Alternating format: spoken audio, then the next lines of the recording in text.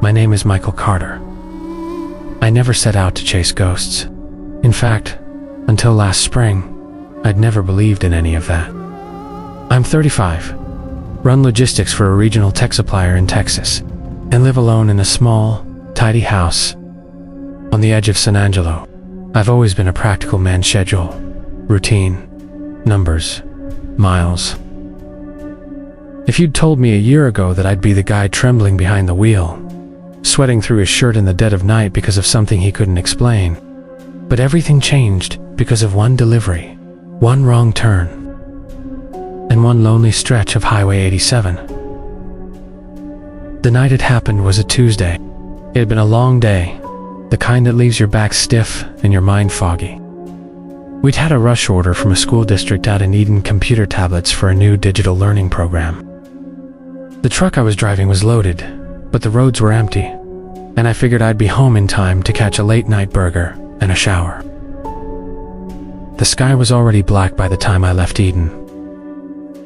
But out in West Texas, darkness isn't just the absence of light, it's something heavier. There are stretches of land where the moon barely touches the earth, where all you hear is the wind and the soft ticking of your own engine. Highway 87 cuts through land like that, running arrow straight through fields and mesquite brush, past towns so small you could blink and miss them. I wasn't scared. Not at first.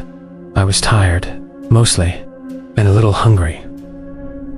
So when I saw the blue glow of a gas station sign up ahead, the attendant was half asleep behind the counter, country music murmuring from a dusty radio. I grabbed a coffee and a pack of peanut butter crackers, paid in cash, and got back on the road. About 10 miles out, the monotony of the drive started to set in. I rolled down the window, letting the cool night air slap my face. The radio crackled with static. It was just me and the hum of the truck, and the darkness pressing against my windshield. That's when everything changed.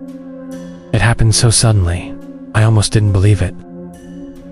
My headlights swept the side of the road and caught someone standing by the shoulder. I slammed on the brakes, tires screeching, heart thumping so hard I thought it might burst. I squinted into the gloom. It was a little girl. She looked about 7, maybe 8, standing dead still in the gravel. Her dress was white, but streaked with dust, and she clutched a dirty, one-eyed teddy bear. Her long black hair fell in tangled ropes around her shoulders. I could see the whites of her eyes, wide and shining, but there was something off about them. "Jesus," I muttered. Pulling over and throwing on my hazard lights, I glanced behind me, expecting to see headlights, but there was nothing, just a vast, empty road. My first instinct was to call someone. I fumbled for my phone, but when I glanced at the screen, there was no signal, not even a bar. I thought about driving away. Maybe she was just a kid from a nearby ranch, wandered off and got lost. But what if she wasn't? What if she needed help? I took a breath and stepped out of the truck, the gravel crunching under my boots. The air was heavy, thick with the smell of sage, and something else. The girl didn't move as I approached. "Hey there, kiddo, are you lost?" She stared at me, her lips moving, but no sound coming out. I bent down, trying to meet her gaze, but her eyes darted past me, looking up and down the road as if she was waiting for someone else. "Do you need help?" She looked at me, and her mouth finally opened. The voice that came out was barely a whisper, so thin and brittle. I almost missed it. "Us?" I asked, but she just shook her head and pointed down the highway, toward a bend. I looked in that direction. There was nothing. No cars, no lights, just the endless stretch of asphalt and the black shapes of mesquite. When I turned back, the girl had started walking.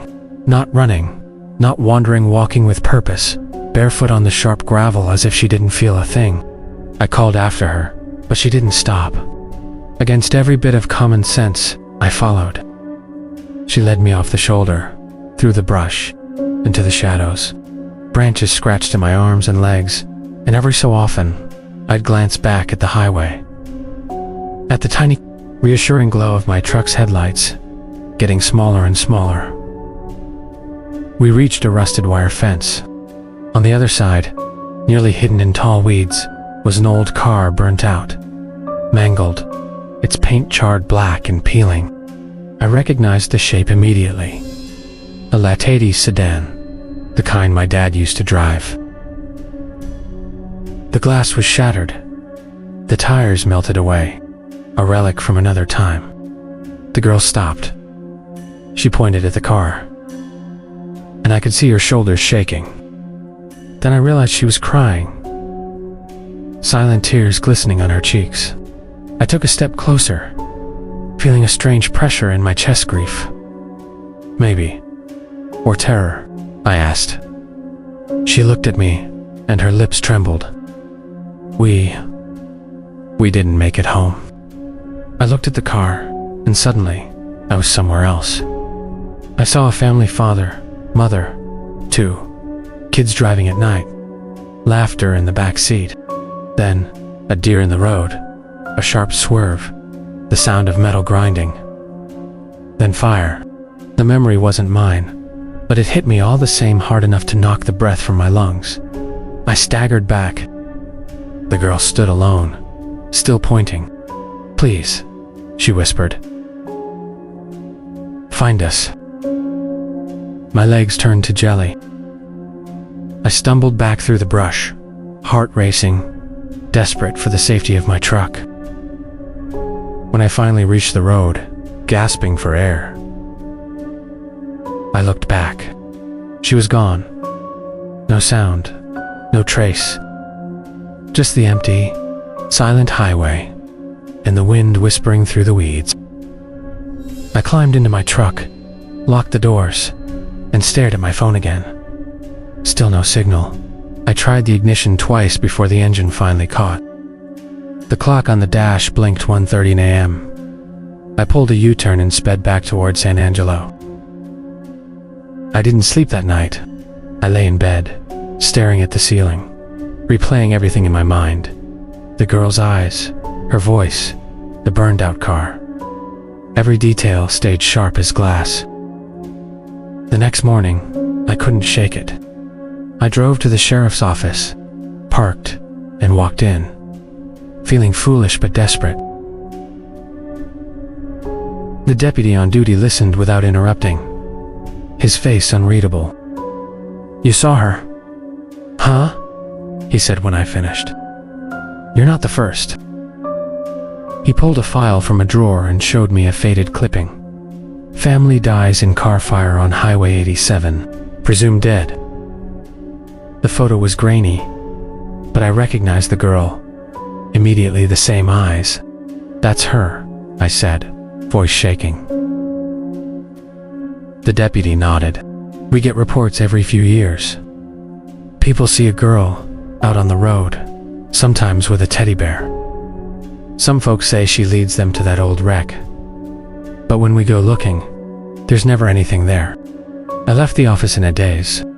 It didn't make sense, none of it did. But the feeling in my chest wouldn't leave. Grief, loss, the need to help. That weekend, I drove out in the daylight, hoping to find the spot where it happened.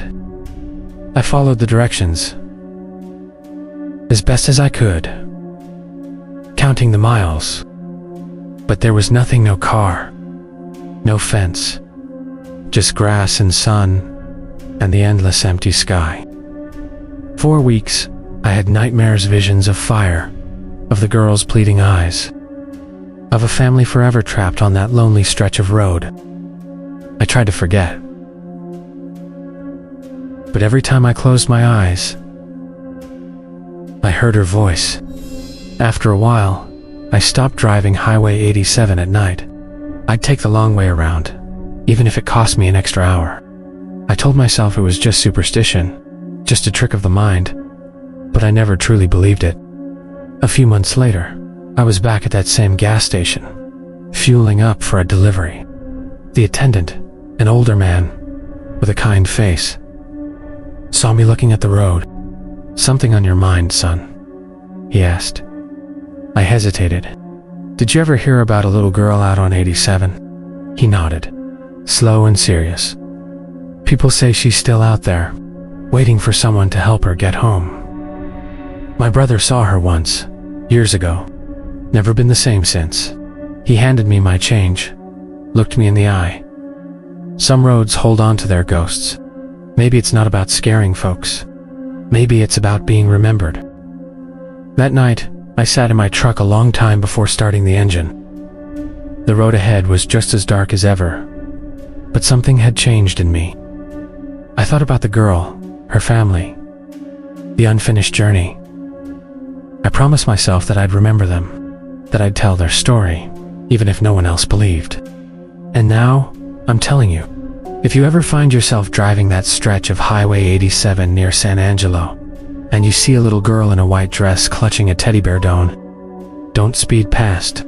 Maybe, just maybe, she's still searching for a way home. And if you listen closely, you might just hear her voice, whispering through the night, "Help us."